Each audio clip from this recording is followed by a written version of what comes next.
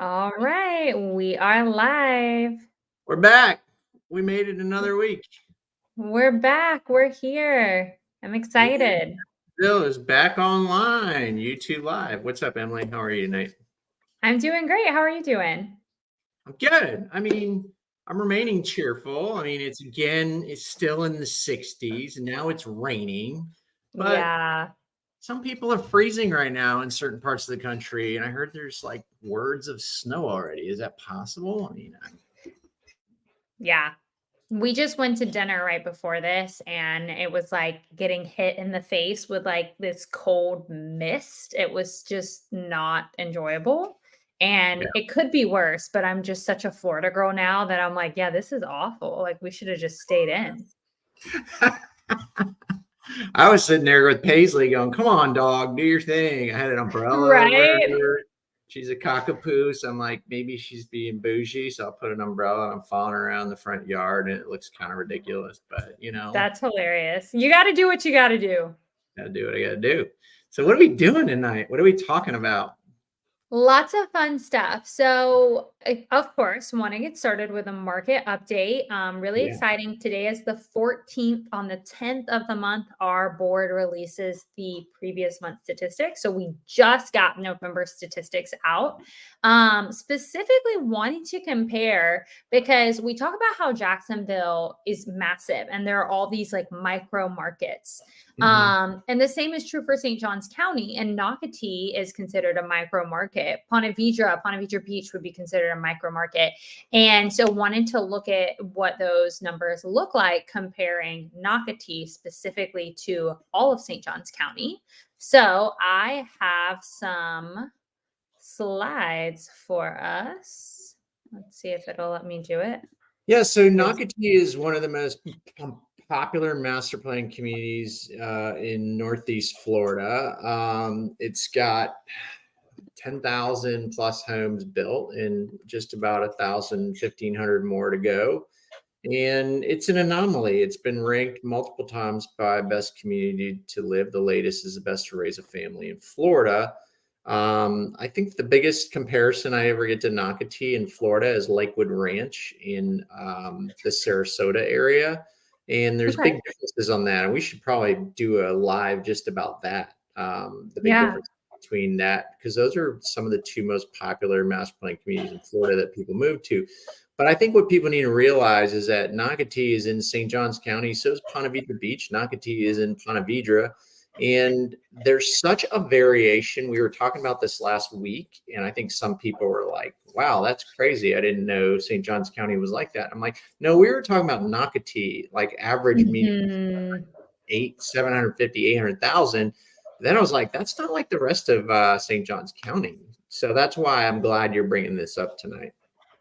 Yeah, and I would say there's I've noticed a pretty stark difference between North St. Johns County and South St. Johns County. Even from I used to be, no, our viewers don't know this, but was previously a high school teacher, and being in the public education realm in St. Johns County, you notice that a lot in the education as well. Is that that's more desirable schools on the north end of the county versus the southern end of the county. And I think you see that in home values of people wanting to be in those areas. Yeah, and that's 100% accurate. I'm glad you brought it up because people are so confused about St. Johns County here in Northeast Florida. First of all, it's St. Johns County. It's not Duval. Duval is considered Jacksonville. St. Johns County is not technically Jacksonville. It is a county of Jacksonville. And then what makes it even more confusing is there is a St. Johns municipality in St. Johns County, and that is the northwest section of St. Johns County. And then the northeast section of St. Johns County would be Nocatee, Ponte Vedra Beach. So it's really confusing. So the southern parts of St. Johns County may not have as good schools, and that's considered St. Johns County, St. Augustine. Uh, Hmm. some of the schools are really good there, and it just depends, really. So it's really confusing because people are like, that's so weird because Pine Island Academy is in Nocatee, but technically it's so far south in Nocatee that it's in the St. Augustine city limits, if you will. Right? Yeah, it's so So interesting. so confusing that it really helps to have someone from the area to clarify all that, because I don't even think brokers these days, if you look at YouTube, they don't know whether to say St. Augustine's, Jacksonville, where they're at. Some of them probably don't know that St. John's is a city in, St. John's County. So it can be very confusing for sure.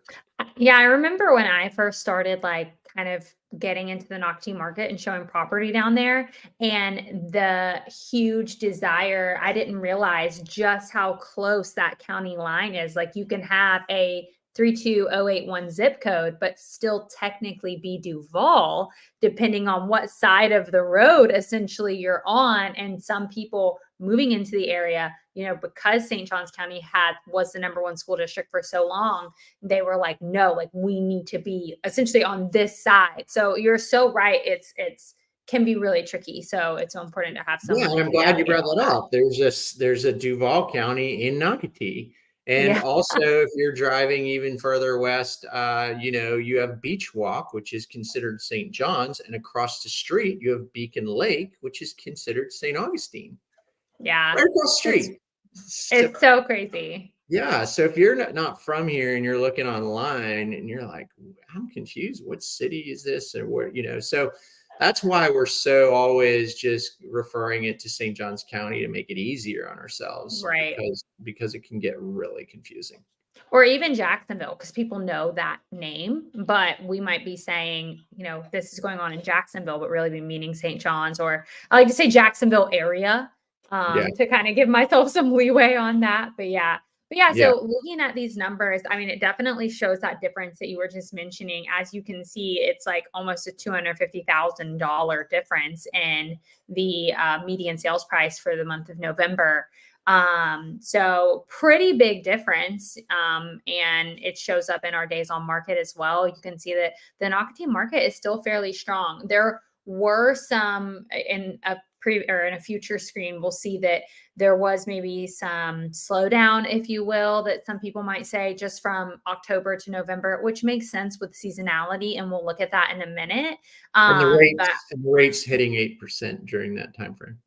yes, and you can just definitely see that even with that, the Nocatee market has remained strong. I mean, 21 days on market, that's impressive. It's almost, or it is double that for the county at large. So really It is interesting.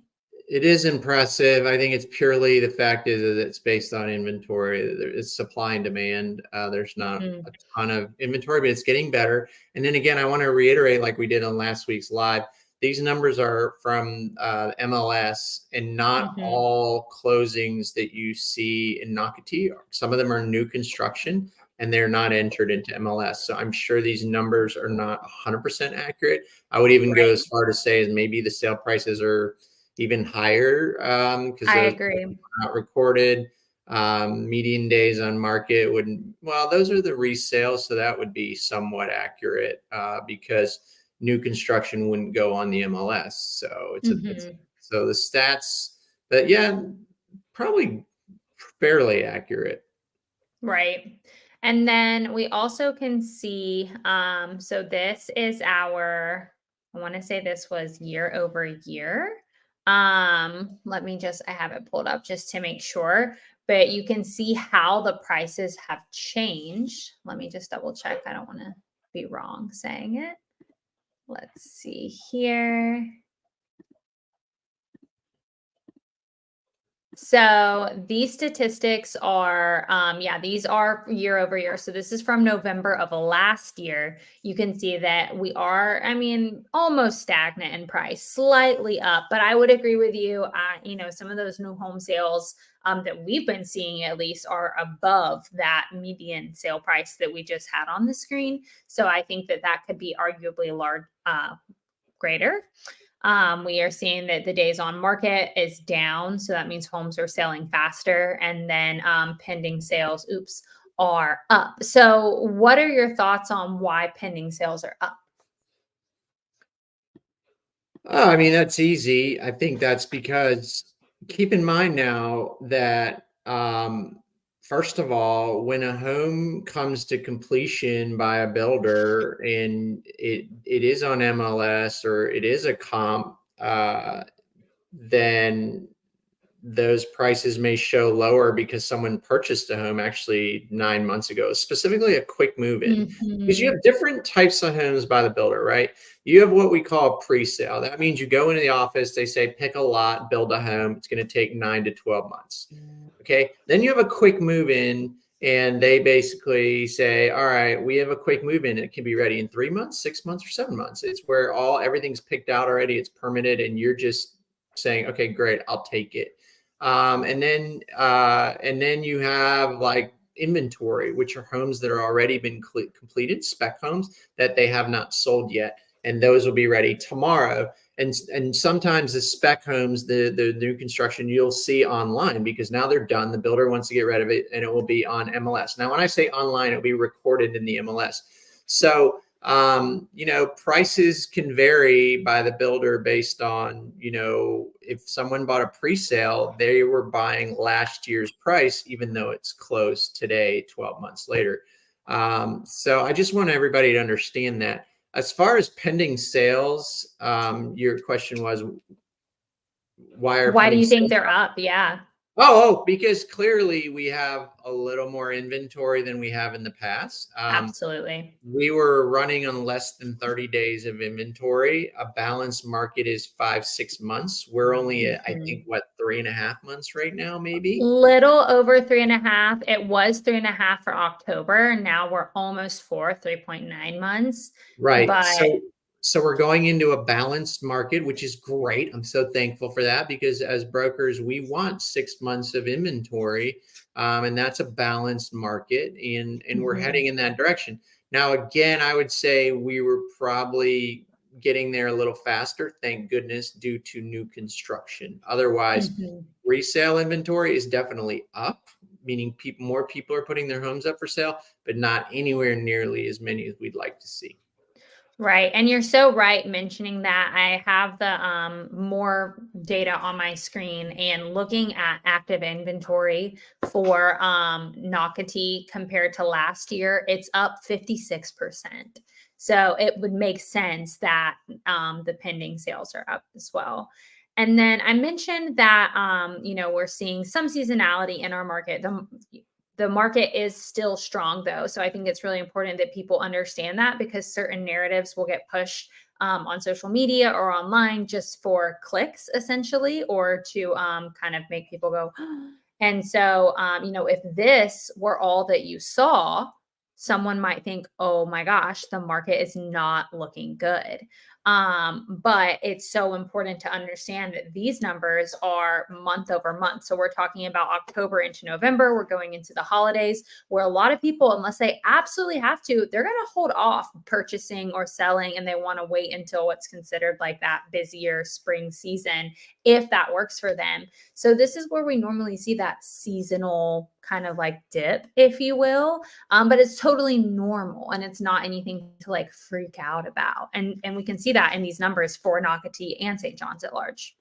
Yeah, and I also would like to add that the market has been completely ridiculous for so long. And I would even go venture to say more so it's been more ridiculous in Nocatee because of the lack of inventory. If it wasn't for new Mhm. construction, it was just absolutely ridiculous. The prices got so high Crazy. that it was crazy. And so with our inventory becoming balanced, then we're going to start seeing some normalcy, and that's what we want, right? Right. We 100%. as agents, even a lot of people, whether they work for builders or they're real estate brokers or agents, they've not had to really learn to sell in the last 3, 4 years after COVID. It's been a frenzy here. We were more like order takers, like looking for shelter for folks rather than selling homes.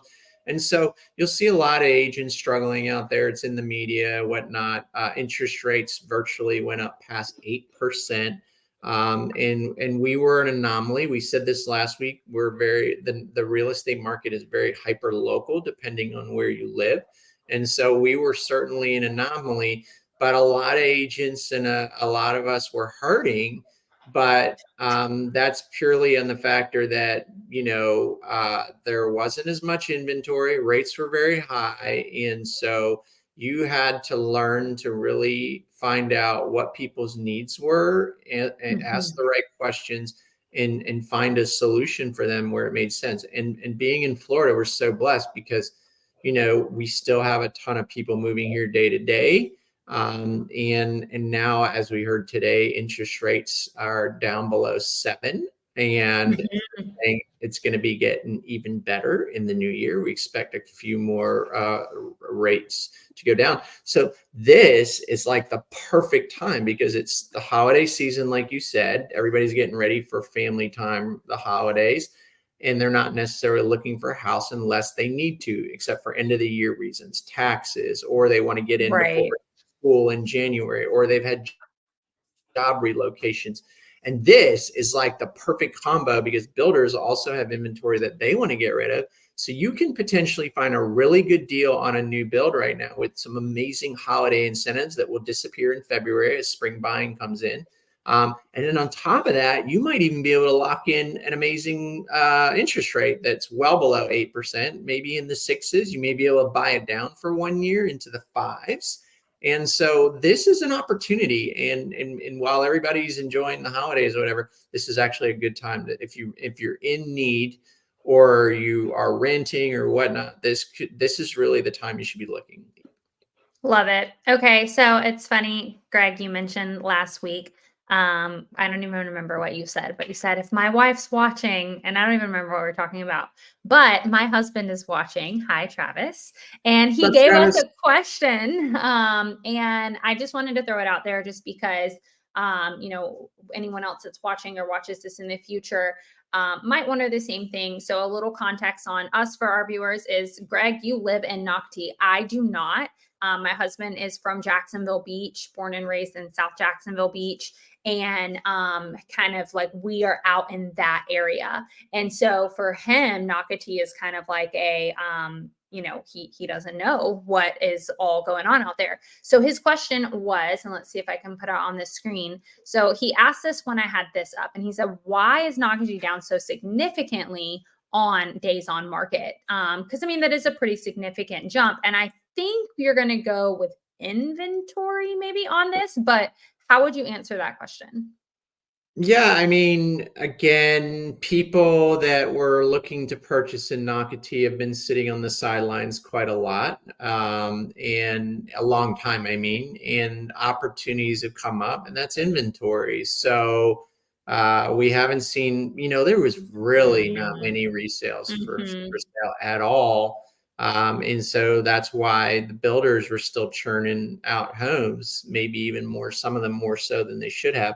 But yeah, it's purely availability in product, and people are stepping back in now because they're sick and tired of waiting.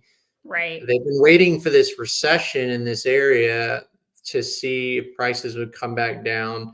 We've had stabilization, a little bit of correction because it was so silly at the peak. Mhm. But we've never really seen any. I mean, if you look there, median sale price is still up 0.5% Mhm. overall. So yeah, I think that's something that it's all about supply and demand. The principles will always be the same. It's all about location and value, and it all comes down to that. So Yeah. I'm glad you mentioned that the stabilization and the correction. I cannot stress enough like how you said we wanted this to happen. Like things were so crazy, and I don't think that we at least ever thought there was going to be this crash, but like this needed to happen for our market. There was a lot of stories out there about like the local buyer. It was becoming really difficult for the local buyer to get into a home because we had a lot of people coming into our area from other places like California, South Florida, where home values are so high.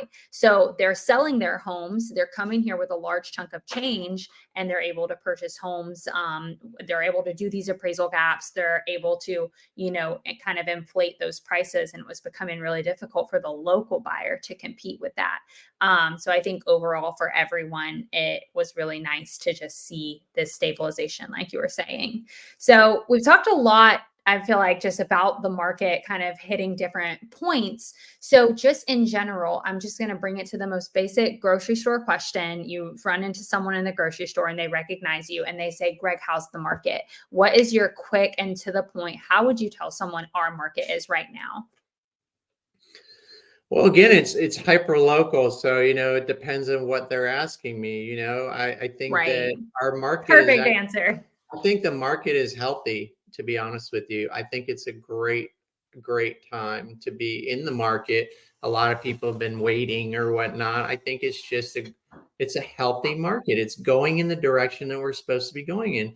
Uh, you know, I think nationally, I think there was I listened to Grant Cardone and I saw his face on the news channel, and there was a big article somewhere that said he said that basically he was saying the Feds killed the real estate market, by continually Mm, raising rates to 8%. And I think he's right. I mean, they literally slowed down the real estate market nationally, but that was nationally on a national level if you look at averages across. But I mean, again, going back to certain local areas, we didn't feel it as much. And I agree. all it did was essentially make more people rent. And Hmm. I've gone on these long rampages. I think I was watching our video we did on, what I hate about, or 5 things you want to know about St. Johns County before you move here. And one of my biggest pet peeves is all the apartments, and even here in Nocatee, all the Mm, townhomes they're building and these apartments they're building, and it's saturating an area with high density population that's cheaper housing, but they're not even cheap. They're expensive. yeah. Like, it's ridiculous. So essentially, all my first time home buyers are sitting on the sidelines, can't afford to buy a home because rates are up to 8%.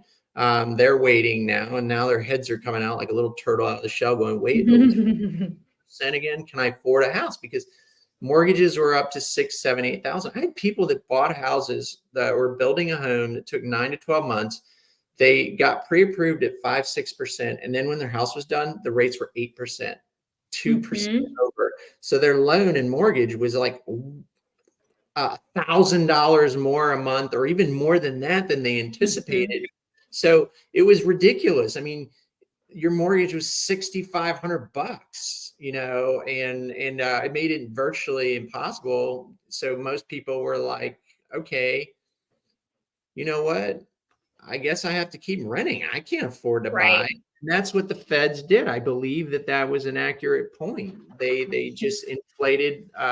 They just brought interest rates, made money so expensive to loan that it took a big hit on some of the real estate market. And most of the buyers that I have right now in the last 2 months, majority were paying at least over 50% down in cash. So they had Hmm. homes, like you said, whether it was in New York, Chicago, California. These were people that have cash and were putting at least 50% down, if not 80 or 100% cash. These were Hmm. cash buyers.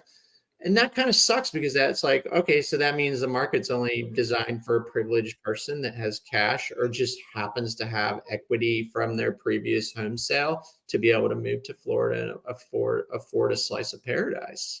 Hmm. 100%. Um, okay, so we kind of default. I feel like most conversations default when talking about the market to talking about how it affects buyers, which is really interesting. I don't really know why it defaults that way, but that's typically where people go. But I definitely feel like what is going on in our market right now, these higher interest rates, are also affecting the sellers that are wanting to enter the market and potentially sell their home. So, how would you say that the market is affecting a seller specifically on like their pricing and what has to be done in order to achieve a successful sale? Yeah. First off, I'm bullish, and I'm going to tell you because I've had a lot of listing appointments lately. I think there's going to be a lot more listings in the new year. I'm getting calls now for people. I had a call today about somebody thinking about listing May or June, that far in advance. I just wanting to know what's really going on out there. Right. What's the competition I'm up against? And there's so many dynamics to selling there, right? And the reality is that the dynamics can be dependent on the house, where it's located. Are you competing against new construction, for instance? Are you in a newer home that's only 2 years old and you're competing in new construction? The other thing is, is there other inventory? Do you have a one of a kind unique property? And so you haven't had a lot of sellers as of lately, hence the lower inventory, because they're also locked into 2.5%, 3% interest rates. And they're like, where am I going to, if I sell, I'm not going to sell. I'm locked in at such a lower rate. I can't afford 8%. So that's a big factor. Less sellers. A lot Mhm. of the listings are relocation, death in the family, divorce, all the negative stuff that happens in life where they're like, listen, we don't have an option. We're selling. And then the final thing is, if you are thinking about selling and because you want to downgrade or you want to upgrade, it's so imperative that you list it properly and market the properly. You cannot throw your house up in the market like we did 2 years ago. All agents were just order takers. They just throw houses up on the MLS, price it based on the last comp, and that's it. Now we don't even have comps our market's been like this with the rates. So you can't take Mhm. 6 months ago or 9 months ago and go, all right, I'm going to price it with the last sale 6 months or 9 months ago because there was no other sales. You can't do that. So in some cases, like I said last week, I paid for partial appraisals of my clients because we were so far off on the listing agreement price that I said, you're going to kill yourself, because the longer you stay on the market, people are going to go, why is this house still on the market? It's priced too high. There's something wrong with it. It's the worst thing you can do. So it's imperative that you price the home correctly. The second thing I'd have to say is agents, especially agents have been around a long time, they're doing the same game. They're throwing Mhm. stuff on MLS. It gets broadcast on Zillow, and that's it. Can't do that anymore. You have to No. start putting a marketing plan together to list your home. So you need to list it properly. You have to list it at the right time. You need to make sure that you have open houses. You need to make sure that you have an agent, a real estate professional that has a marketing plan. If they're not doing video like this right now, then they're way behind the times, because YouTube, Instagram, TikTok, your property needs to be on social media. And so, Yeah. and the agents are so late to this game, and maybe myself included, that if that isn't super important as part of a marketing plan. So the days of just throwing your house on an agent just saying, yeah, I'll list your home at that price, overprice it, list it whenever, during the holiday season when there's the least amount of buyers, have no strategy in place, and then Mhm. don't advertise it, don't have any digital marketing plan for your property, no video or whatever, maybe a fly through the house to give you the typical tour, no professional, it's crazy. So people, if you're listing your home, hire a real estate professional that has a plan, and not your standard, yes, I'm going to list it on MLS and then it will go on Zillow and Realtor, and that's it. You can't do that anymore. Those days are done. No. We've got 5 months of inventory. We're going to get 6, and we have builder competition in certain areas like St. Johns County. So you have to list your home properly right now. It's so imperative. Yeah, I like to think of it as the market of the moment, because that can change. And so it's just so important that, you're talking to a professional that is really in tune with that market of the moment, because it does take so much. It does take professional photography, professional videography. I mean, we were just physically in a property last week. And I mean, it's a beautiful property, by the way. Let me put that out there. Beautiful home, and we had a professional videographer with us, and we just got back the video today, and I was like blown away. I'm like, is that even like it showed the house so well, and I was like, holy cow, this looks so, like, we need to go back and look at this again. It looks so good. Yeah. So it's just so important that your home is shown in its best light, because for some people it's kind of like a first date. Like, you only get that first impression, and then you're gonna, because inventory is up. And so there's more options for people to choose from. And so you're really getting that first impression, and that's it. and maybe they'll come back around, but at that point, if you've been on the market for 60 days, 90 days, when the average, especially in Nocatee, or the median is 29 or 20, whatever it was, Mhm. when that average is that, it was 21 actually, I think.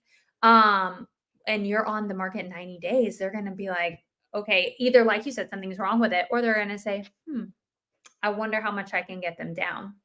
They're seeing other houses sell. I wonder how much I can negotiate down. So, just so important, because a lot of times, if that is the situation that you find yourself in, we see it all the time where people end up selling for less than the original suggested list price. And we don't want to see that happen, but it's so, and like, I don't know. I don't want to go off on Most a people don't, tangent. most agents don't want to see that happen. What people need to understand here is that we have something called list to sell ratio, right? Mhm. And in my network, I'm in a part of a national network of a higher echelon of brokers or whatnot. And when we refer each other, clients from different states or whatever, they're relocating. One of the first questions they'll ask you is, what are your list to sale ratios?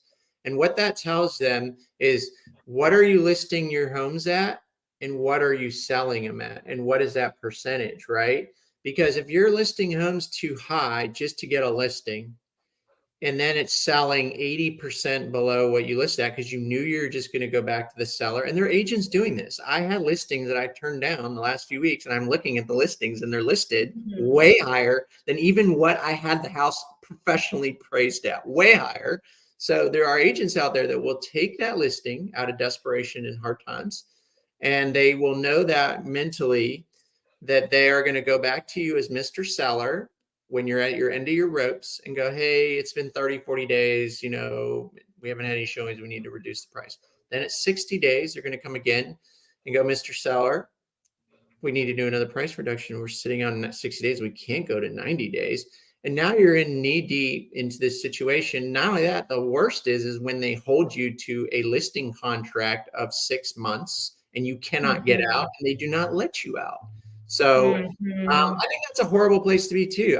When I can take a listing with my customer, my clients, my sellers, I say, you know what?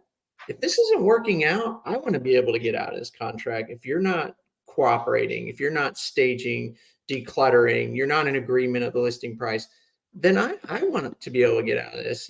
So holding people into a contract like that is not cool either. And that's what they're doing, knowing that they're going to end up leaving you in this contract. You're leaving. And now in this day, in the world of the internet, your house, the history of your house is permanent. So people can say, I see on Zillow or the history of realtor.com, this house has been for sale last year for 90 to 120 or 180 days. What did they do? I went to go to the Mhm. house last night, and she's like, yeah, they bought this not too long ago for this price. And I looked at the pictures I go, you found the pictures from when they bought it before? Yeah, without even on Emma. She's like, yeah, they haven't done anything to it. They might have put 3 pendant lights now and whatever. So the history of your home is showing in a long period of time on the internet. So, you have to be really careful when you pick your real estate professional and list your home that they have a marketing plan. They're very, very, it's very important that they back up the reason of why they're suggesting the list price they are. And then I've gone to the point where I'm like, look, I really want to do you right. Let's get an appraisal done.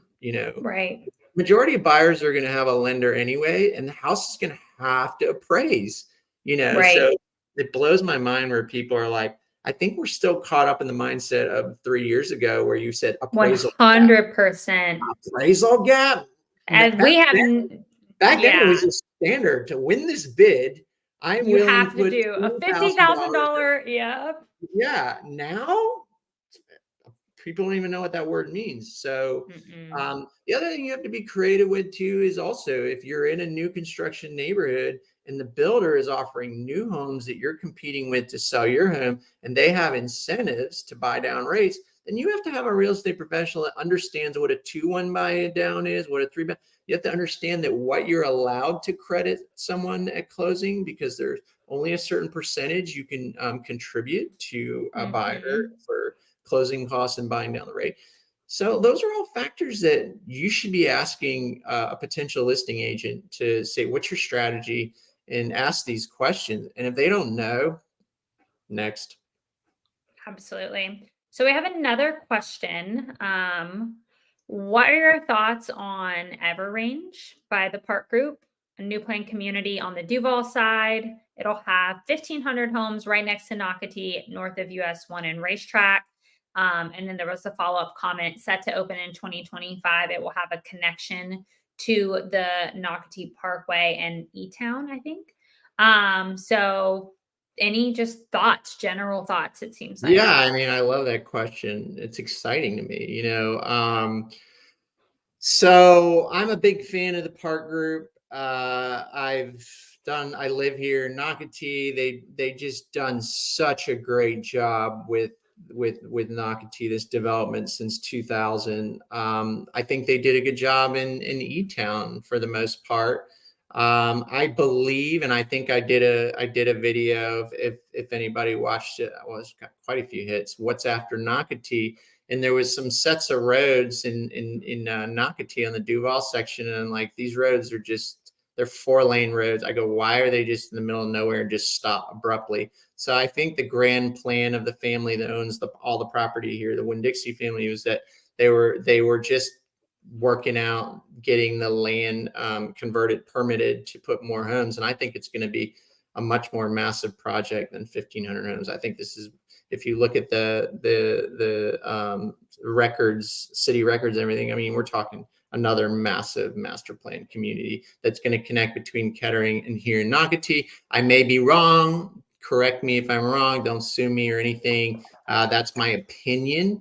And I think it's going to be a great project. It's not St. Johns County, but I think the location is phenomenal. It's a wonderful location. And I think that Park Group has done an amazing job. They know what they're doing. And then I was always suspicious, right? Because there's a brand new Publix in E-Town. And if anybody's never gone off the exit into the E-Town, right? It's so interesting because E-Town is developing quite a big commercial space. And I'm looking at this and I go, if you think about it, E-Town really only has about maybe 1,600 homes. And a lot of those are the Del Webb 55 and older community in Kettering.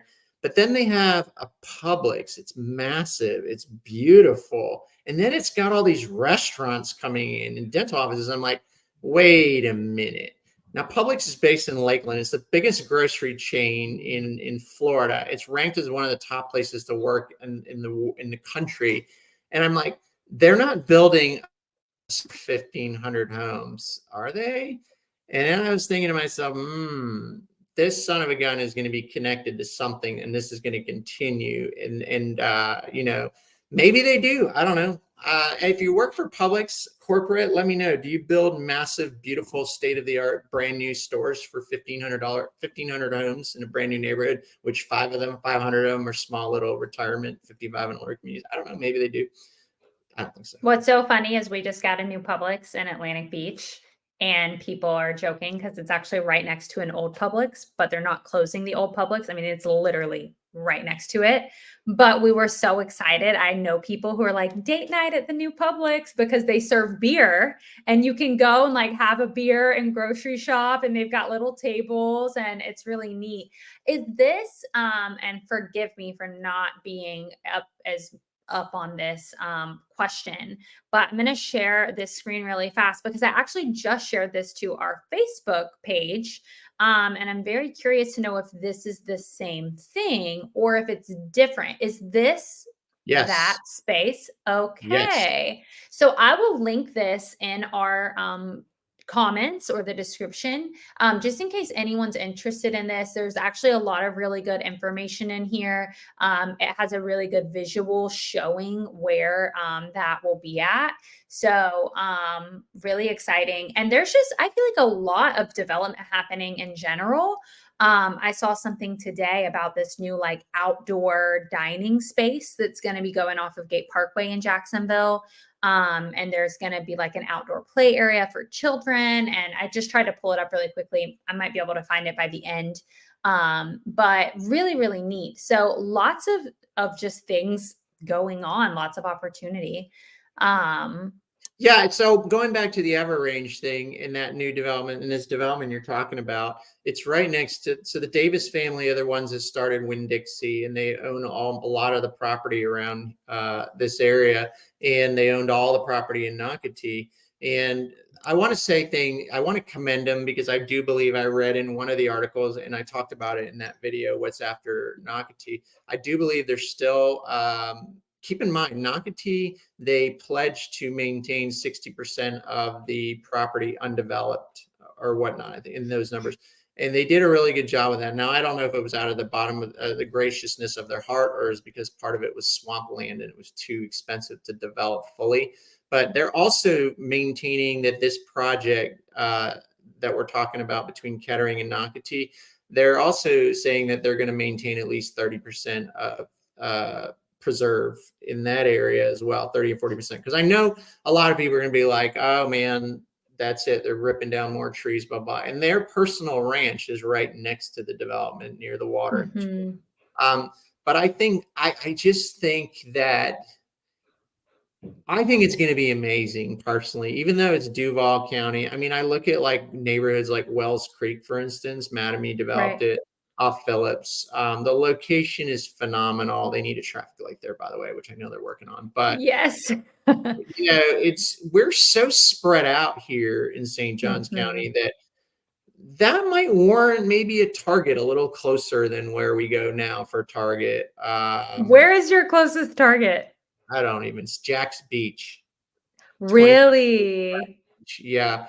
I don't That's think so even funny. I haven't heard anything even in Durban yet. Our closest is Walmart in Durban, Pavilion, and then it's World Golf Village for Costco, or Jacksonville for St. John's Town center? Shopping Center for Yeah.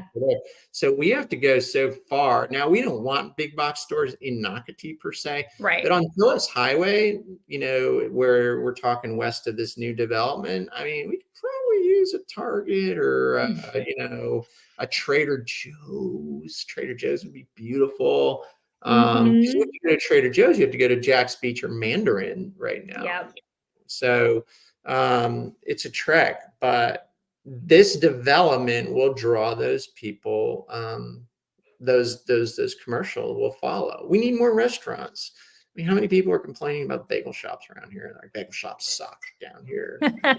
New York has the Yeah. best bagels. There's only one shop that ships the water from New York for bagels to make the best bagels. Bagels are us, man. It's so good. It's like right by my house. We I love haven't it. had it. I swear to God, I'm like, people, they're shipping water from New York to a bagel store so they can make the right dough to make the right bagel. That's pretty insane.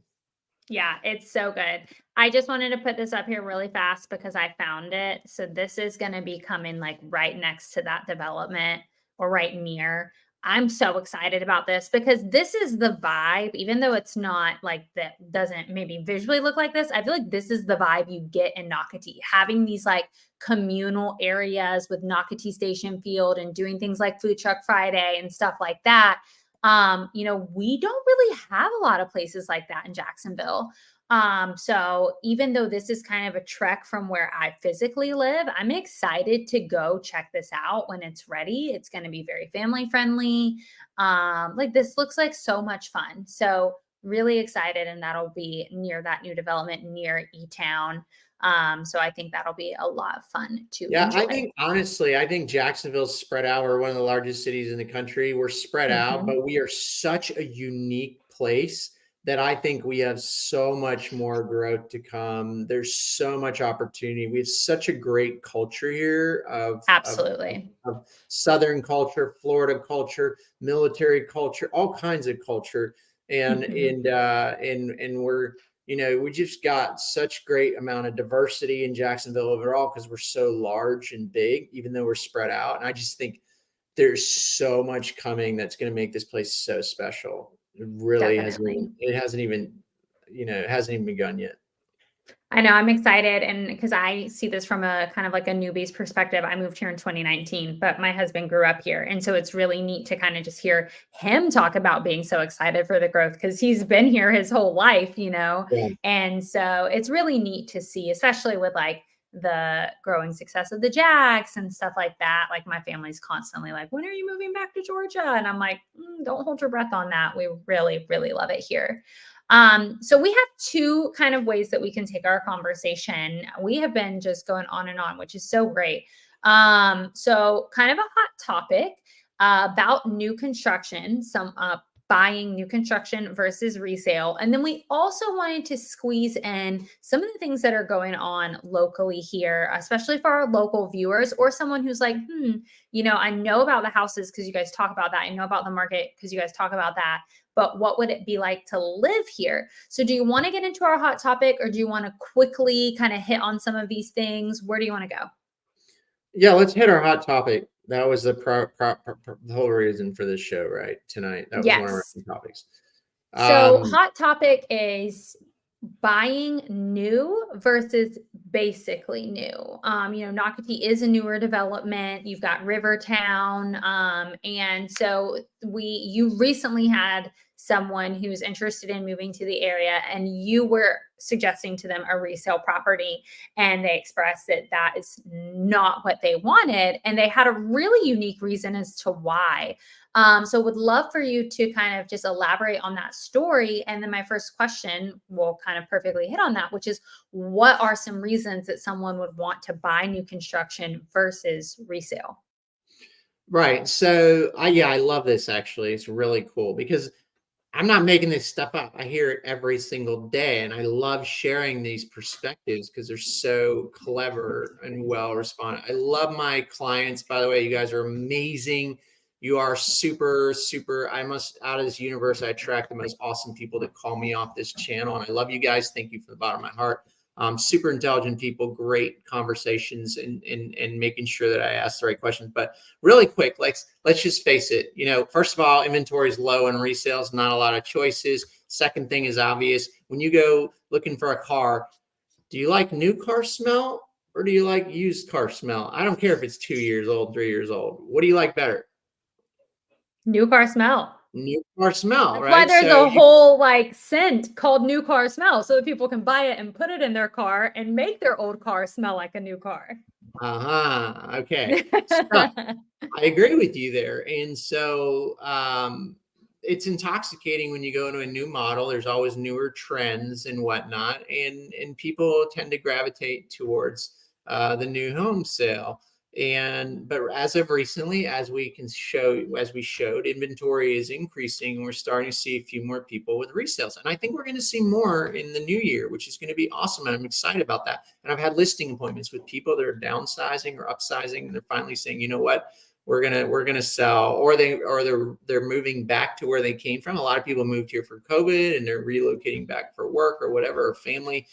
So we're gonna see more resales. And so as of recently, I've seen some resales, and people got to understand there's always that strategy. If a home is overpriced, which a lot of them that are on the resale market are, because they're trying to get last year's pricing or the last comp from a year ago.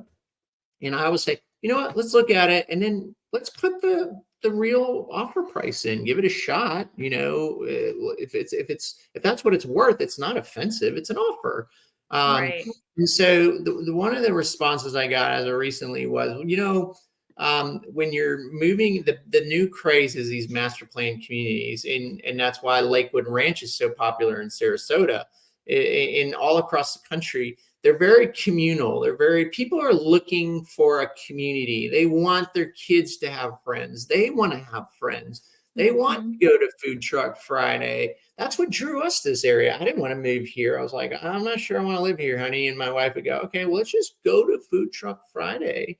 You don't need. She knew what she was doing. Yeah, or go to they have a what do they call it, fresh market or something like that on Saturdays. So that too, the farmers market. So yeah, all these communities are doing Food Truck Friday, farmers markets, concerts or whatnot, so that people from outside can come in and check it out. And so that's what we did. We went and checked it out. We're like, man, there's so many kids around here, and they had bounce houses and they had little petting zoos with kids. And my girls are like, oh, this is so much fun. And next thing you know, they're talking to some other girl their age. And you're like, this, as a parent, and I'm talking as parents, you're like, I want that for my kids. And then you run into somebody in the food truck, or they're getting a beer and you're getting a beer, and you just accidentally run into conversation.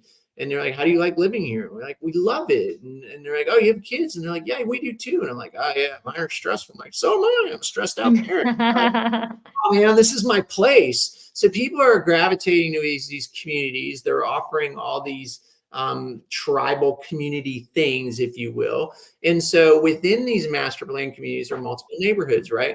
And you can go ahead and purchase a new construction if the neighborhoods, if that master plan community still has new construction, or you can buy a resale. And so in some options, I said, you know what, some of the new construction options are not the greatest right now because we're towards the end of development here in Nocatee. So I said, this resale could be a good opportunity. And the person said to me, hey, you know what? I like the sounds of that, but we moved from one place to another and we bought a resale and everybody knew each other because the community was established. We really liked when we bought in a new community and everybody was new because everybody Mhm. was getting together and making friends. But then you move into a community that people are already established 3-4 years, it's not quite as easy.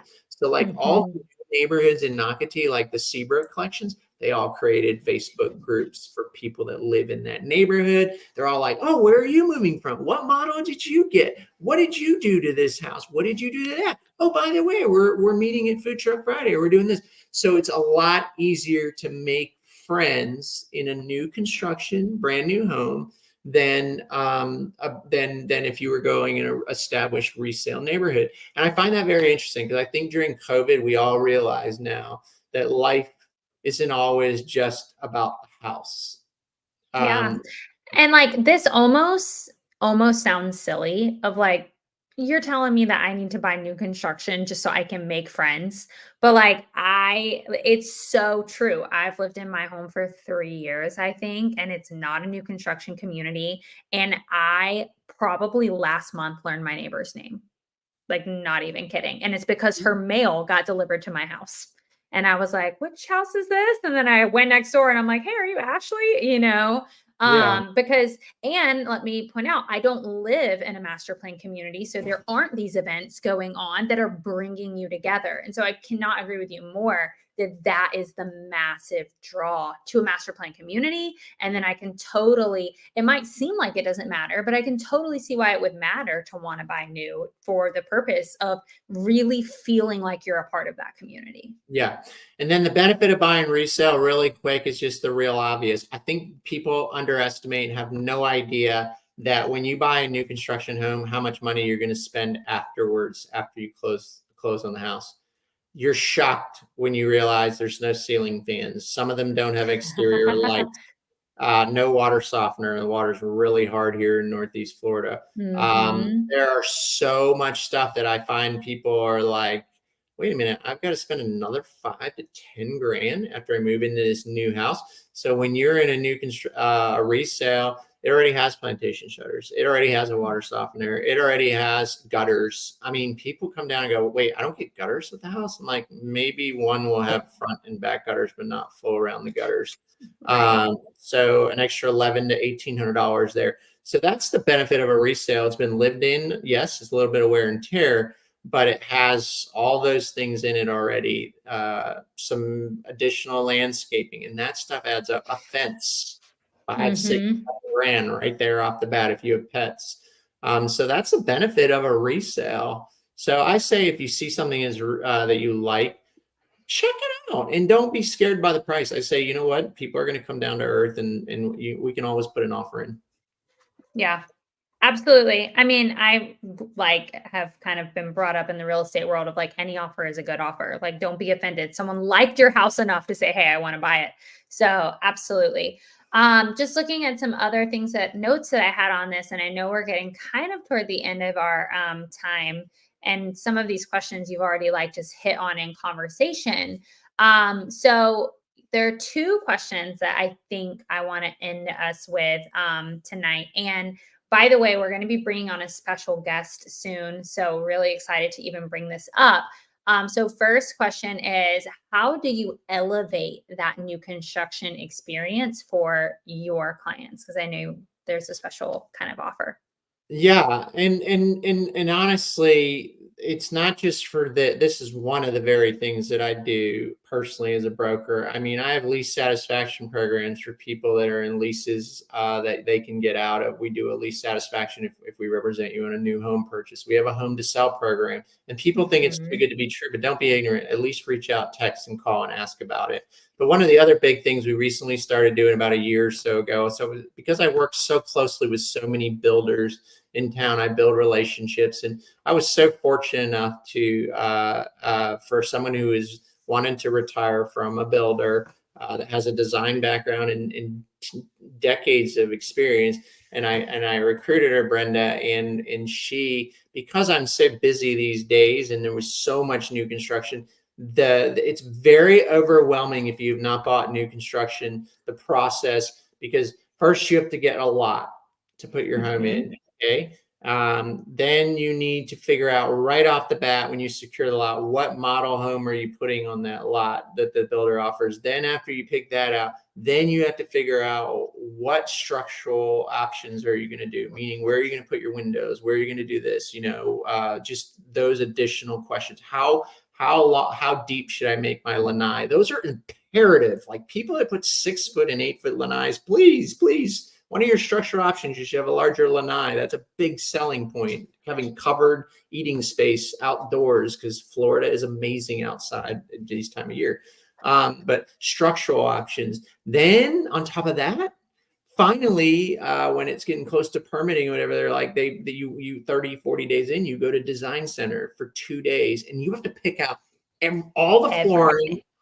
all the countertops, all the cabinets, everything on a house you've never seen on, and you only get certain choices by that builder. You have to make all those decisions in 2 days. And I have people that are building $1 million homes and they're like, this is insanity. I'm so stressed out and I have to make this decision now. And the builder the whole time is going, you can't make changes. You can't make changes after this. You have to make a decision. You can't make changes. And they say, oh, don't worry. The sales rep will tell you, we have a design center specialist that will meet you at the design and they will help you through the whole process. Now, not all builders upsell you and make money on the design center. Some builders purposely don't do that so that you don't feel like you're being upsold to a more expensive floor or whatever.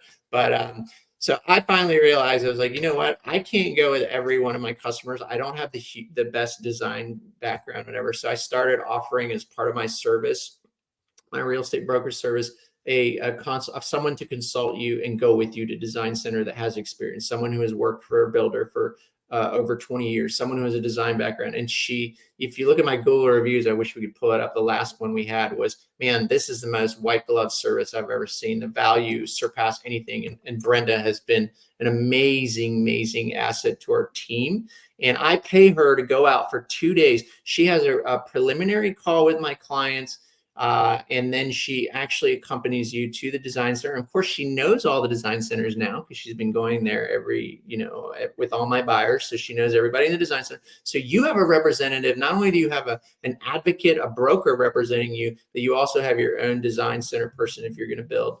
And they can go to the design center with you. But she'll have a preliminary conversation with you on what you live in currently, what you're used to, what you're accustomed to, what you want. She can explain to you what options will be able to. They want to talk about your budget, how you can stay below your budget. What are the really important things you need to do? And I didn't realize, like I talked to Brenda today and I just said, hey, the reviews on you and everybody, the feedback has been amazing. I can't tell you how much I appreciate you. And she goes, yeah, it's crazy. I never thought that this would be such a needed service. And why doesn't everyone offer it? So It can be so overwhelming. And I'm not going to like read this word for word, but like you can see the length of this review. And this was from that buyer who was just so grateful. You see him mention her multiple times, just being so grateful for that service yeah. and just her experience, being able to trust that, being able to trust, because even if the person isn't trying to upsell you, I feel like most people are going to have the thought in their head. They're going to at least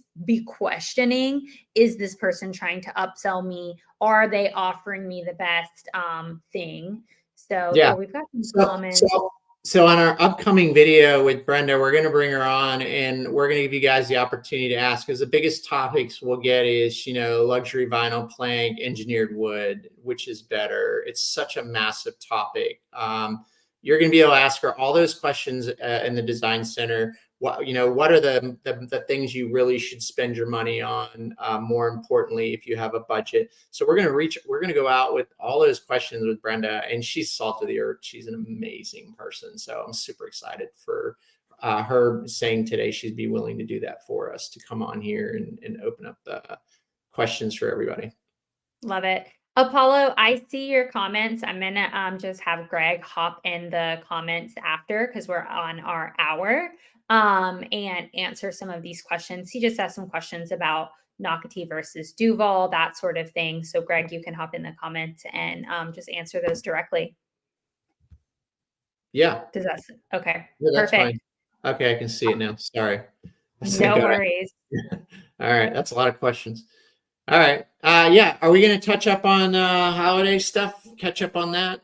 Yeah. Are you good? I'm good to go Yeah, a we got little 5 over if minutes. you're We'll go over a couple minutes in that. perfect. I So I let did me I did the Nutcracker downtown last weekend with my daughter, daddy daughter dance. I think you posted a little video I made of it in downtown Jacksonville. We went to that restaurant you said you love so much, Bellwether. Bellwether. My daughter had grilled cheese. I don't know how gourmet that is, but I had a really nice meal there, and I then was we walked. wondering what their kid menu was like. Yeah, they have a kids menu and everything, and it's in downtown Jax. And so we went over to the Florida Theater, and it was amazing. It was so cool. So definitely enjoyed that. Then we did breakfast with Santa on Saturday here in Nocatee, and I heard also that Sawgrass Players Club, they open up to the public breakfast with Santa. If you want to do that, they do a really good job of that in Ponte Vedra Beach as well. But we did A it in lot of Nocatee. people are doing it. Yes, it's a cool thing. And the cool thing about the one in Nocatee is we have the same Santa Claus and Mrs. Claus every year. So that really helps because the kids are like, oh my God, it's Santa Claus Yeah, again. It's the same one. And they're so sweet. So that if is I cool. wanted to do the what's the Jacksonville thing that we keep talking about and we're having to postpone because of weather this weekend? Yes. Okay. I'm going to share this instead. So, Jacksonville, I love they have this really nice kind of like event calendar if you're looking for some fun stuff to do. St. Augustine does the same thing for the St. John's area. But we have both been talking about going to Deck the Chairs. It is, I've been before. It's so much fun. So, basically, and this doesn't show it, but it's a lot. All of the lifeguard chairs that are normally on the beach during peak season, they bring in to what's called the Seawalk Pavilion area, and they decorate the lifeguard chairs with just lights and stuff. And you will see some of the coolest light displays on these lifeguard chairs. And there is an organization called Beaches Go Green, and I don't know if they're going to do it this year, but last year they had this really amazing like walk-through display, and all of it was made out of litter that had been collected off of the beach. So that was really neat to just bring awareness to the community of basically, picking up your trash, not leaving it on the beach. But it's a really fun time. It's outdoors. It's right at the beaches area in Jacksonville, right there by the pier. You can see here, like, these are made to look like jellyfish, and it's just a lot of fun. But weather permitting, we have a nor'easter going on right now. What I love about this, there are so many things that you can find on here to do, and a lot of them go for quite some time. Where did my calendar go? Let's see. Let me go back. Here we go. So the zoo is doing a really awesome light display. I saw a video of it on Instagram the other day. It looked amazing. One thing that I really want to do is go to the Arboretum. They have what's called the Dazzling Nights. And I mean, you can see on here, there is a 40-foot snow globe that you can have a snowball fight in. There's the candy cane corridor. That's what we see here. There's literally so many like just displays in this one place. So that's one of the things that I want to do. It's funny because my daughter's only 5 months old, but I'm like, we're going. She's gonna love it. It's more for me. She'll have no idea and she'll be completely No scared. idea. But you're going to be Right. there. Yeah. I'm gonna love it. And then actually right near my house, this is really good to do if you're in the area or if you are gonna be next year, if you're moving, and the weather sucks like it does right now, or is off of Gervin Road in Jacksonville. There is a display. It's not on this, but it's called the Gervin Lights. I'll see if I can pull it up. But there's a little neighborhood called Black Hawk Bluff. And I'll share it right here. So it's called Black Hawk Bluff, and they have these amazing, neighborhood lights. Let's see. Here we go. Here's a video. This is from a few years ago. Um, 3, 2, 1. Let me skip. Okay. I mean, it is so the whole neighborhood is decorated like this, and it's like hanging in the streets. Now, if you come to this, be prepared for traffic. It is slow moving, but this is just really a great way to get out and see some lights when the weather kind of sucks and you don't want to be outside, kind of how it is right now. But so much going on to enjoy the holidays. Greg, you went to the Nutcracker. There's like 12 different Nutcrackers going on. We also have the Nutcracker being offered by the Jacksonville Symphony. And then there's also a Nutcracker going on that's at Flagler College. Like there are so many different Nutcrackers out there to enjoy. So there's just so Yeah, I much mean, holiday St. joy going Augustine's around. Night of Lights, I mean, that's a no-brainer. If you've never done that, it's definitely worth it. Beautiful. Yeah, there's so Yeah. much to do here. We're so blessed in that regard. So much to do. Um, Yeah. I looked at his questions, a lot of questions. I think one thing I'm just going to touch up on really quick that he's asking is the Duval section of Nocatee. If I don't have children, is it better to avoid the Duval side of Nocatee, even though I don't have school age children? Absolutely not. I think it's a great area. You'll find a lot of retirees that don't want to pay for a 55 and plus community in that area.